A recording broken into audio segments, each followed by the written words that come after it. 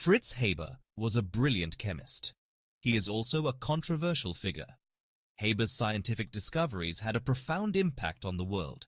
His work helped to feed billions of people, yet he also played a key role in the development of chemical weapons. This made him a figure of both admiration and condemnation. Haber's life and career raise important questions about the responsibilities of scientists. His story reminds us that scientific advancements can have both positive and negative consequences. Haber's brilliance was undeniable.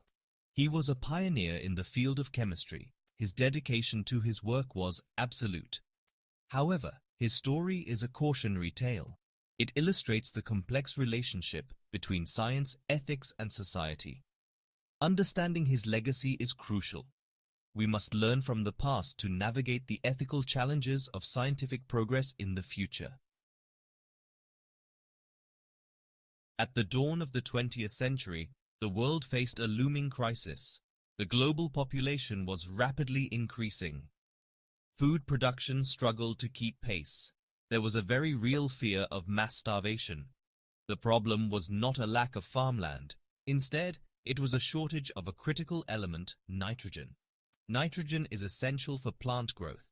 It's a key component of chlorophyll. Plants use chlorophyll to convert sunlight into energy.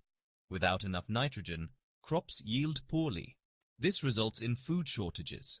At the time, the main sources of nitrogen were natural fertilizers. These included manure and guano, but these natural sources were becoming increasingly scarce. The atmosphere is mostly nitrogen gas. However, plants cannot use nitrogen in its gaseous form. It needs to be fixed into a usable form, such as ammonia.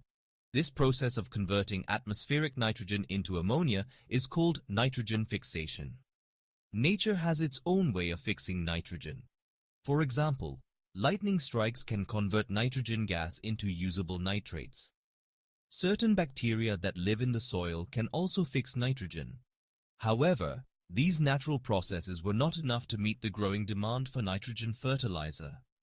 Scientists knew that finding a way to artificially fix nitrogen was crucial.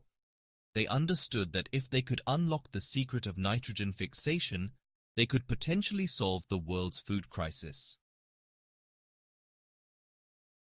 Enter Fritz Haber, a German chemist with a remarkable idea. Haber believed he could capture the nitrogen from the air. He aimed to convert it into a usable form.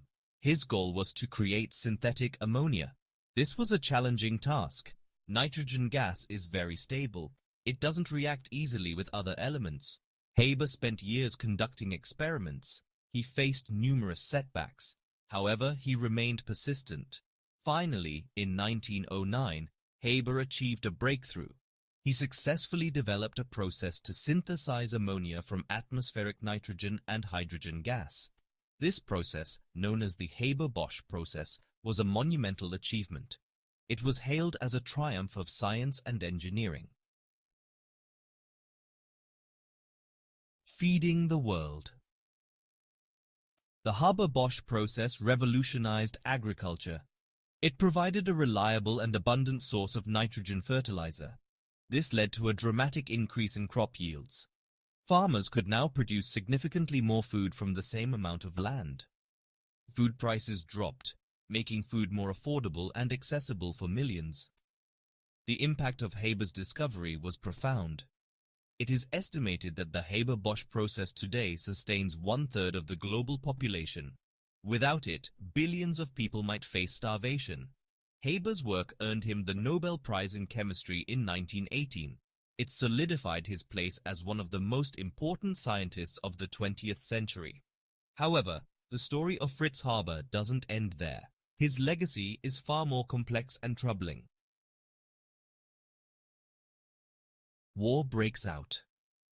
In 1914, World War I erupted across Europe. Germany, Haber's homeland, was a major player in the conflict. The war had a profound impact on Haber's life and work. He was a fervent patriot. He believed it was his duty to use his scientific knowledge to support his country's war effort. This belief led him down a dark path. It would forever tarnish his legacy. Haber's expertise in chemistry made him a valuable asset to the German military. He was appointed as the head of the chemistry section in the Ministry of War. In this role, he oversaw the development and production of chemical weapons. Haber threw himself into this new task with the same zeal and dedication he had shown in his earlier research. Turning to poison gas. Under Haber's leadership, Germany began developing and deploying chemical weapons on an unprecedented scale. One of the most notorious of these weapons was chlorine gas. Haber personally oversaw the first large-scale use of chlorine gas at the Second Battle of Ypres in 1915. The attack was devastating. The chlorine gas, heavier than air, drifted across the battlefield. It settled in the trenches, suffocating thousands of soldiers. The use of poison gas in warfare was met with international outrage. It was condemned as a barbaric violation of the rules of war. However, Haber remained undeterred. He argued that chemical weapons were no more cruel than traditional weapons.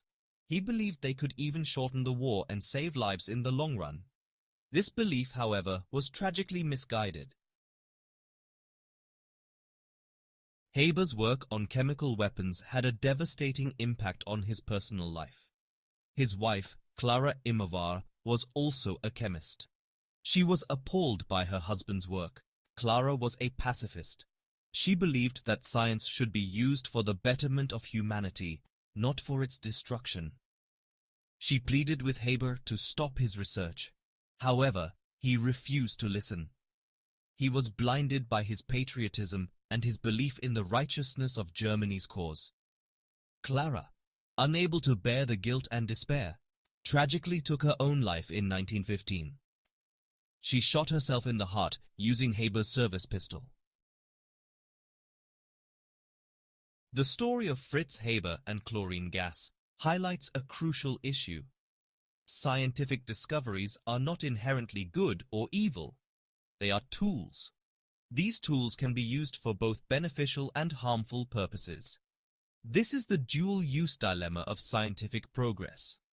The same knowledge that can be used to create life-saving fertilizers can also be used to develop deadly weapons. Another chilling example of this duality is Zyklon B. This pesticide was developed in Germany in the 1920s. What makes Zyklon B significant in the context of Haber's story is that it was developed by Dagesh, a company Haber helped found and played a key role in. Zyklon B, while initially used as a fumigant, would later be infamous for its use by the Nazi regime during the Holocaust as a tool of genocide. While Haber himself was not directly involved in the development or use of Zyklon B in concentration camps, he died in 1934. Its connection to his work is a chilling reminder of the potential for scientific discoveries to be used for horrific purposes. Fritz Haber's legacy is a complex and troubling one. He is hailed as a savior for his role in developing a process that helped avert global famine. He is also condemned as a father of chemical warfare for his role in developing and deploying poison gas. There is no easy answer to the question of whether his contributions to humanity outweigh his role in its destruction. His story serves as a stark reminder of the ethical dilemmas inherent in scientific progress. Haber's story also compels us to confront uncomfortable truths about the relationship between science and society. It highlights the fact that scientific advancements do not occur in a vacuum. They are influenced by the political, social, and economic forces of the time. In Haber's case, his fervent nationalism and the pressures of war tragically led him to use his talents for destructive purposes. The story of Fritz Haber is a cautionary tale that remains relevant today. As science and technology continue to advance at an unprecedented pace, it is more important than ever for scientists to consider the ethical implications of their work. We must learn from the mistakes of the past to ensure that scientific advancements are used for the benefit of humanity, not for its destruction. This requires open dialogue and collaboration between scientists, ethicists, policymakers, and the public. It demands a commitment to ethical foresight, the ability to anticipate and address the potential consequences of scientific discoveries before they are made. Ultimately, the legacy of Fritz Haber reminds us that the pursuit of scientific knowledge must always be tempered by a deep sense of ethical responsibility. The future of humanity may depend on it.